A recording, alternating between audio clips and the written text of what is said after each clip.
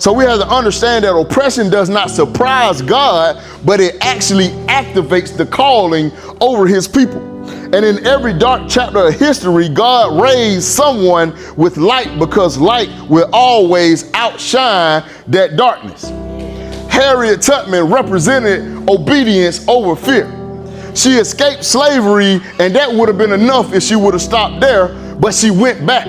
Not once, not twice, but over and over and over. Because see, freedom wasn't just personal, but it was collective.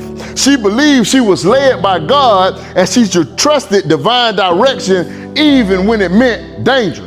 Hebrews 11:27 says, by faith he left Egypt, not fearing the king's anger. See, that's faith. So don't miss this. Deliverance is not complete if you only free yourself. Because God doesn't raise people just to escape, but he raises them to return and lead. Frederick Douglass represented education as empowerment. He secretly learned to read when it was illegal.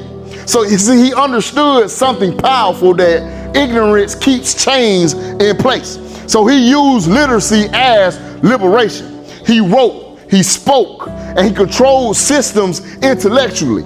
Proverbs 4:7 says, wisdom is supreme, therefore get wisdom. So don't miss this. Faith and knowledge are not enemies, because God raises minds as well as movements. Understand that education is not just academic, but it's spiritual stewardship. Rosa Parks represented quiet courage. She wasn't loud. She didn't give a speech that day. She just didn't move. And sometimes that's the most powerful thing that you can do. Refuse to move when injustice demands you to shrink. Ephesians 6:13 says, and after you have done everything, do to stand. So don't miss. Courage doesn't always shout, but sometimes it simply stands. Because God raises people who know when to sit still, and he raises people who know when to resist. Martin Luther King Jr. represented theology in action. He was more than a dreamer. He was a theologian. He believed the gospel demanded justice, and he preached love while facing so much hatred. Micah 6:8 says, act justly and to leave mercy and walk humbly with our God. So don't miss this. Faith that does not touch society is incomplete, because God raises voices that merge scripture with strategy.